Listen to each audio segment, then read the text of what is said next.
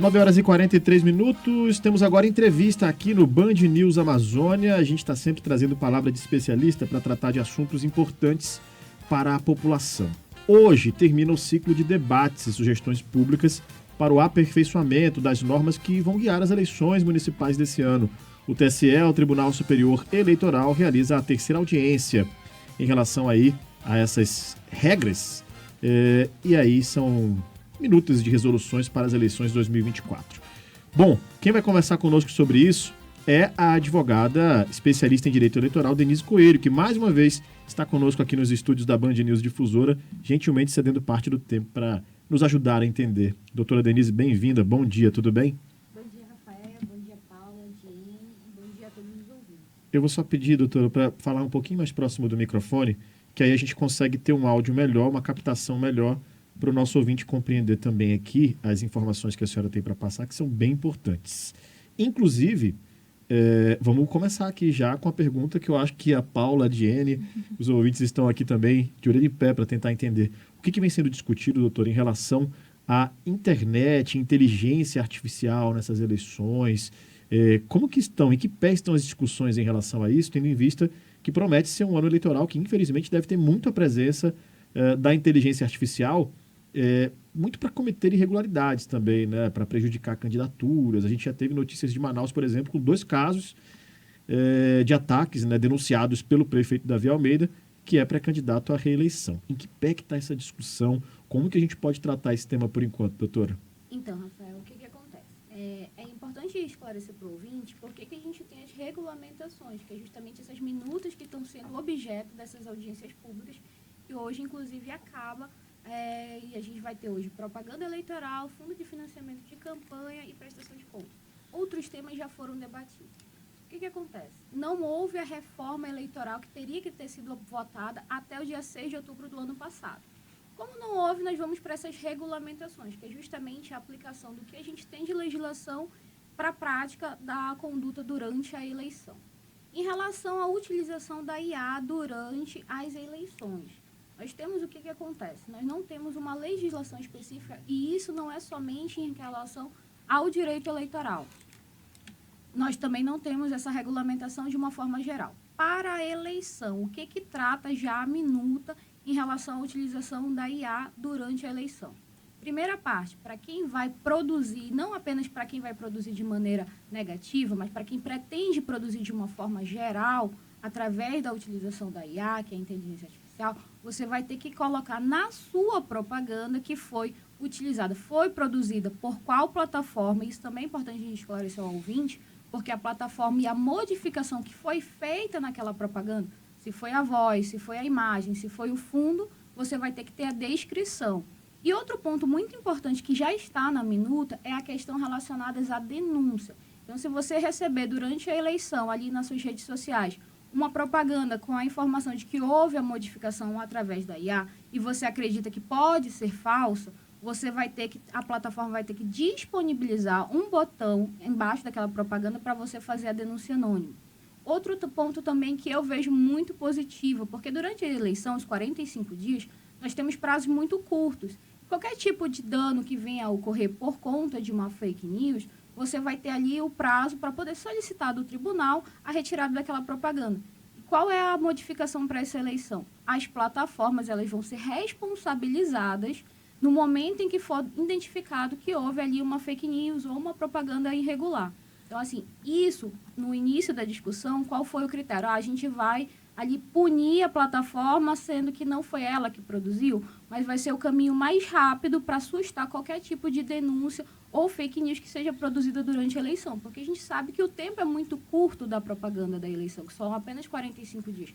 Não dá para a gente poder intimar a parte, verificar toda essa tramitação. Então, qual vai ser o objetivo? Resguardar o pleito e depois a denúncia vai ser averiguada ponto a ponto. Existe alguma mudança, doutora, em relação às pesquisas eleitorais? Alguma mudança nas regras da legislação? Jane, nós temos sim modificações ali pela minuta. É importante também lembrar o ouvinte o que acontece.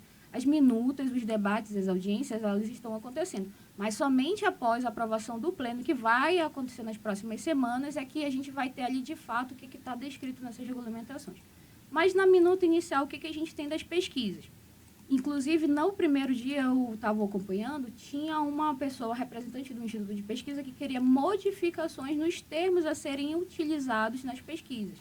E do ponto mais importante que eu destaco em relação a essa minuta é a aplicação da LGPD, a proteção de dados em relação àquelas pessoas que forem pesquisadas. Então, assim, a gente vai ter o banco de dados da instituição que for aplicar a pesquisa, mas ela vai ter que resguardar os dados, porque a gente sabe que banco de dados é muito importante, não somente durante as eleições, mas futuramente. Aquelas ligações que a gente tem diariamente 1000 vezes, provavelmente foi de algum banco que você teve, aqui eu não estou dizendo de pesquisa apenas, algum banco de dados que você cadastrou seu telefone e você fica recebendo. Então, esse cuidado os institutos de pesquisa vão ter que tomar durante a produção das pesquisas.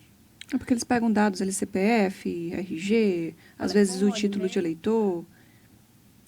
Agora, doutora, dentro aí dessas mudanças, ocorreram algumas em relação à autodeclaração e identidade de gênero e também de cor, porque a gente sabe que essas pautas têm sido alvos, inclusive, de investigação por fraude.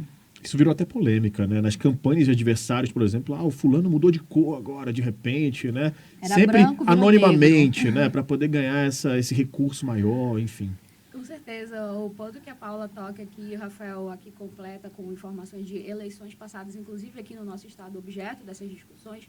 O que vem nessa nova minuta? Você vai poder fazer a sua autodeclaração, mas por conta dessas fraudes e desse aumento significativo de pessoas se autodeclarando negro ou pardos, o que acontece? No momento da identificação, e a OAB também, isso é um papel importante que a OAB colocou ontem na discussão, é que se formem comissões para fazer a identificação daquela pessoa. Então, assim, no momento do registro de candidatura, eu, enquanto candidata, eu vou declarar, sou negra, né?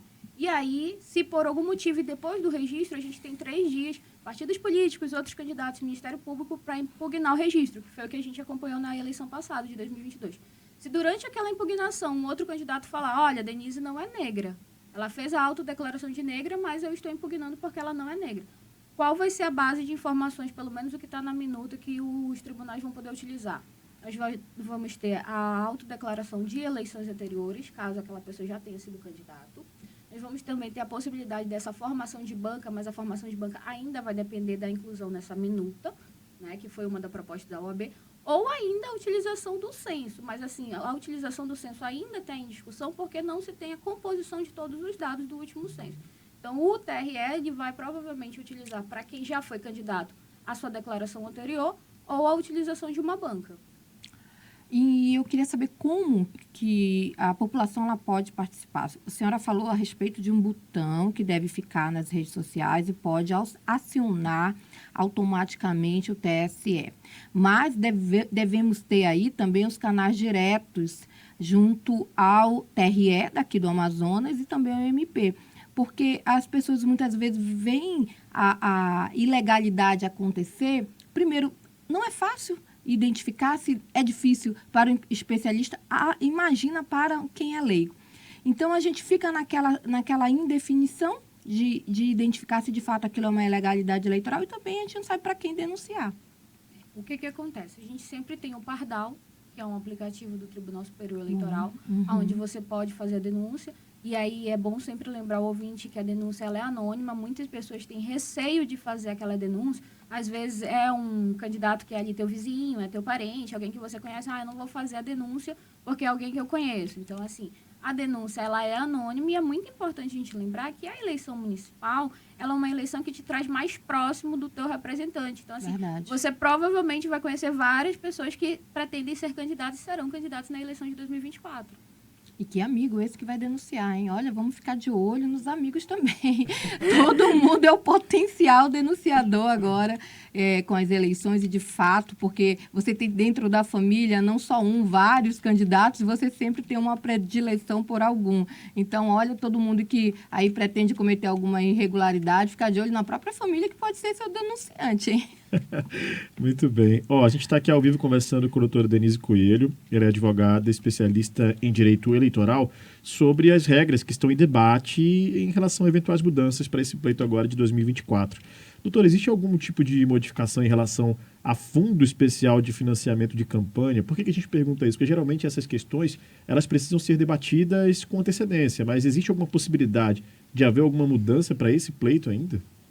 A mudança dos quase 5 bilhões, ela vai continuar, né? Então, o valor a gente não vai ter modificação. Qual é a modificação que tem nessa regulamentação? É a utilização da disponibilidade da informação no site dos diretórios nacionais, informando qual foi o aporte que recebeu. Isso é muito importante, Rafael, porque o que acontece? Durante a eleição, os diretórios nacionais recebem ali a sua parte, e aí eles transferem para o diretório estadual ou para o diretório municipal. Só que muitas das pessoas que trabalham ali, que são candidatos, eles não sabem aonde está essa informação. Porque são informações que realmente elas são difíceis de você achar. Com essa nova regulamentação, o que vai acontecer?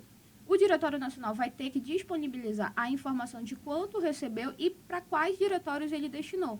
Isso vai ser importante não só para quem é candidato fazer a fiscalização, né, de quanto cada um dos candidatos está recebendo, mas também para a gente, enquanto sociedade, verificar se a cota de gênero está sendo respeitada. Comumente a gente chama de cota das candidatas mulheres, mas o termo correto seria cota de gênero, para verificar se essa divisão está sendo aplicada de maneira correta, desde o Diretório Nacional até o Diretório Municipal.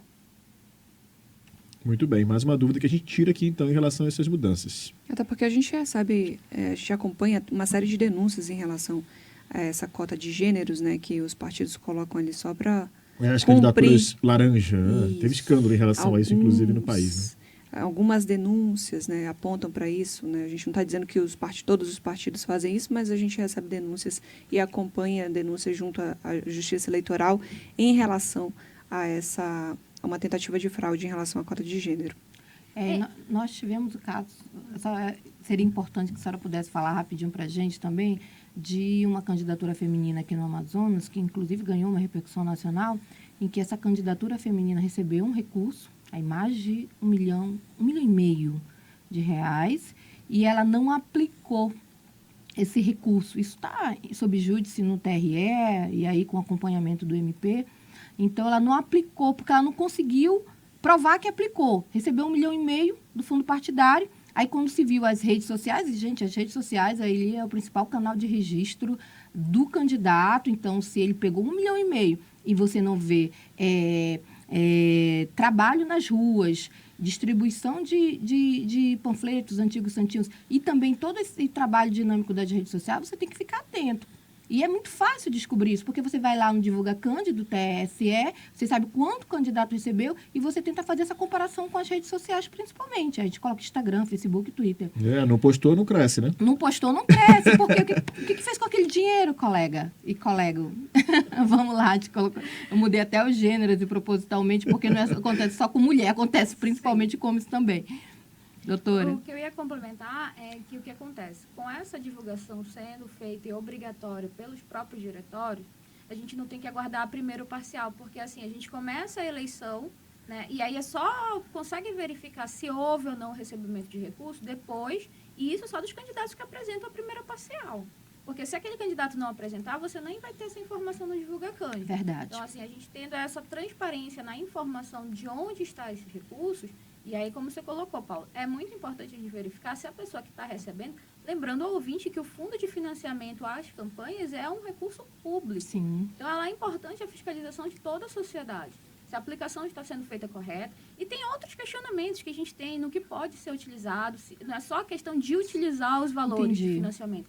Tem também tipos de pagamentos e recursos que a gente pode fazer durante a eleição. Se esses pagamentos estão sendo de forma correta, e está sendo também contabilizado. Então, assim, a partir do momento que a gente tem uma transparência maior, não só para quem é candidato, mas para toda a sociedade, todo mundo consegue trabalhar ali em conjunto de uma forma de fiscalizar. Boa.